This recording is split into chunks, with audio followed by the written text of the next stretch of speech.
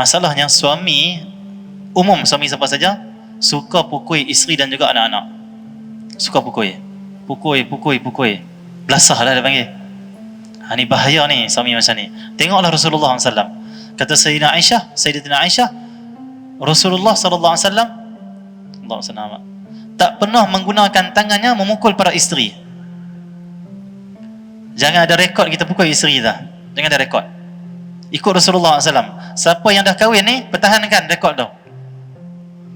Daripada kita kahwin, akad nikah dengan isteri kita, tahanlah tangan kita dan kaki kita sampai kita mati, tak pukul isteri. Kalau boleh buat macam tu, suami soleh pula. Suami soleh jadi lain pula Kalau nama ada panggil apa, Allah senang amat, tukar nama pula lagi kan. Okey ya. Jadi jangan pukul. Rasulullah tak pernah pukul isteri dia. Dan juga anak-anak dia tak pukul. Kita ni kadang pukul juga anak kita. Pukul pun yang cara sunnah. Kalau nak pakai rotan pun sekadar untuk takutkan dia. Bukan pukul sampai patah tangan, sampai lebam muka dia. Ini dah tahap menzalimi, bukan nak mendidik pun. Okey ya. Okey, jadi Nabi tidak pernah mukul. Itu akhlak Nabi SAW. Dan tengok akhlak Nabi SAW dengan para isterinya. Nabi SAW sangat menjaga perasaan mereka. Menjaga perasaan. Sebab muslimat atau wanita ini, yang paling yang dia nak, dia impikan seorang lelaki yang boleh jaga perasaan dia. Ni bukan saya nak buat ayat cinta pula. Ustaz ni macam ayat cinta pula ni. Memang kena ayat cinta pun. Lepas tu kalau tak mau cinta, becilah. Seorang perempuan dia sangat impikan, dia nak, diinginkan seorang lelaki yang boleh jaga perasaan dia. Maka contoh yang terbaik seorang lelaki yang menjaga perasaan wanita adalah Nabi Muhammad SAW. Rasulullah. Waktu mana Rasulullah musafir dengan Sayyidatina Aisyah, kalung Sayyidina Aisyah punya rantai kalung ni jatuh dalam musafir. Sayyidina Aisyah sedang tak ada. Sayyidina Aisyah kata, ya Rasulullah, saya punya kalung jatuh. Nabi kata, wahai rombongan semua, berhenti rombongan. Sayyidina Abu Bakar Siddiq ada juga, ayah pada Sayyidina Aisyah, mentua Rasulullah.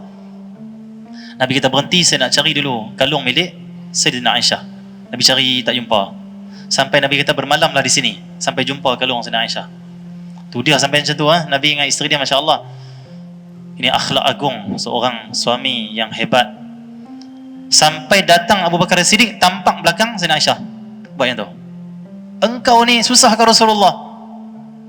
Anak dia marah, tak apalah. Nabi kata, wahai Abu Bakar, jangan macam tu. Tak apa. Kan dia sayang dia punya rantai dia tu. Tak apa, kita cari insya-Allah. Itu Nabi SAW.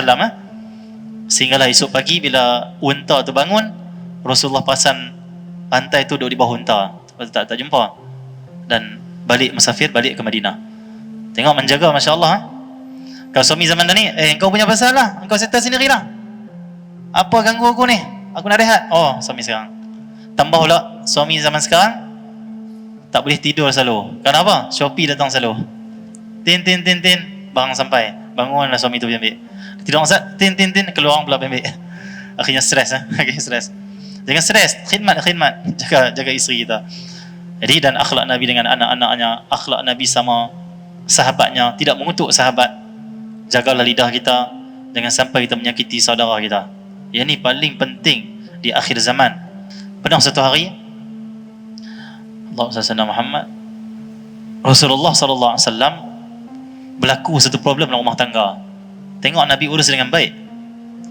Kata salah, Sayyidatina Zainab dengan Sayyidatina Aisyah, rumah dekat-dekat.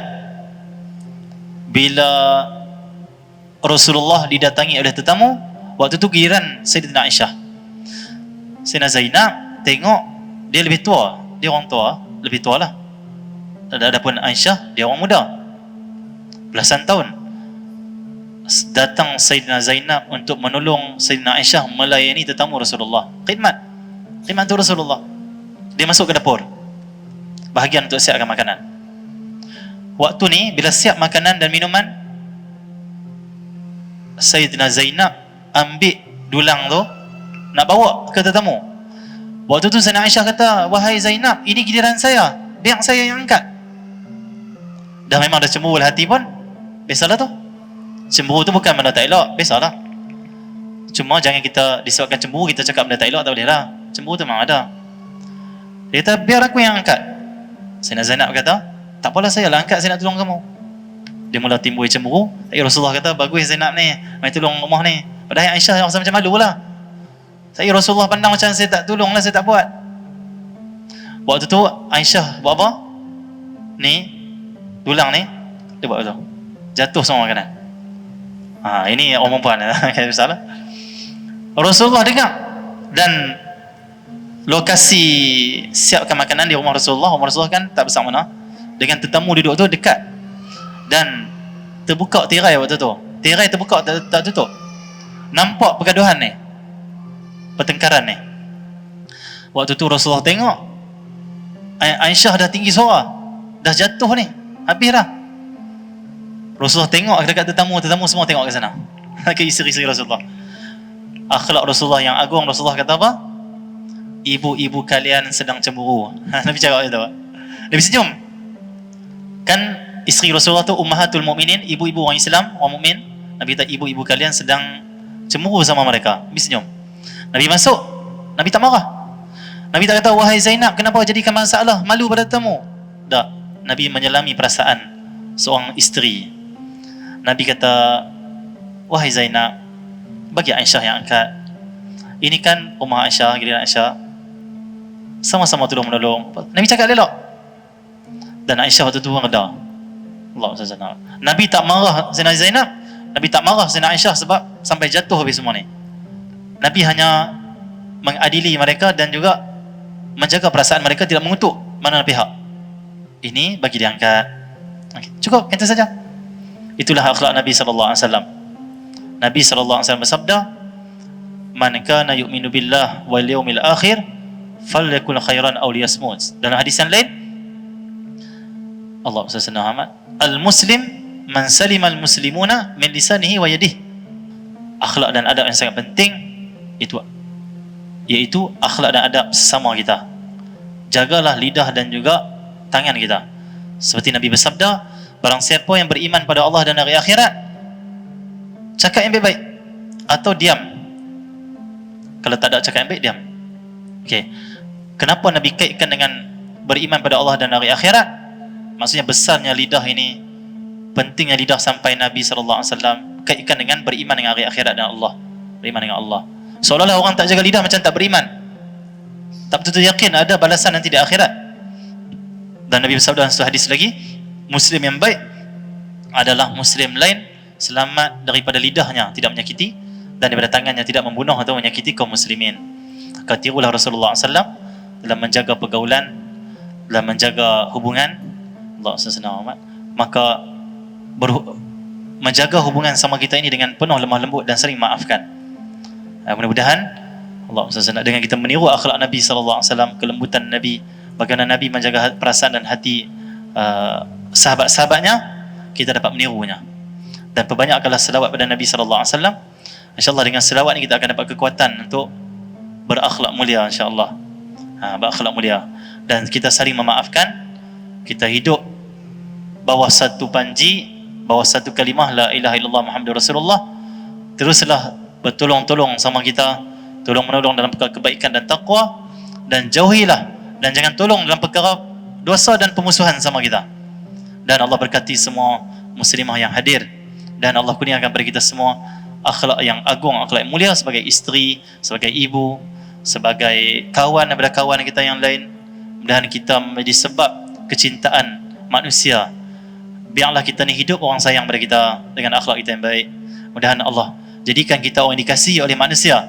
Nabi berdoa kepada Allah, Nabi doa apa? Ya Allah, jadikan aku dicintai oleh manusia. Boleh doa macam tu. Tapi manusia cinta kita sebab apa? Akhlak.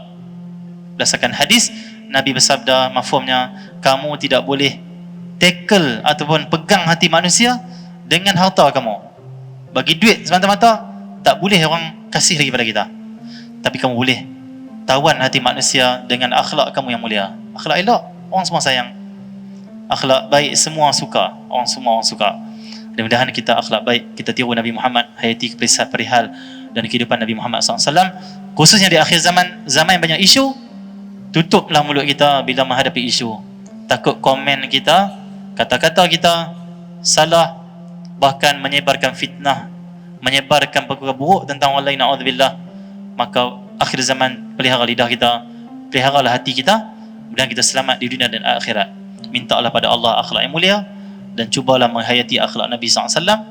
Untuk muslimat, hayati juga akhlak Fatimah Az-Zahra, dan juga akhlak-akhlak semua isi-isteri Nabi SAW, khususnya Sayyidah Khadijah Al-Kubra.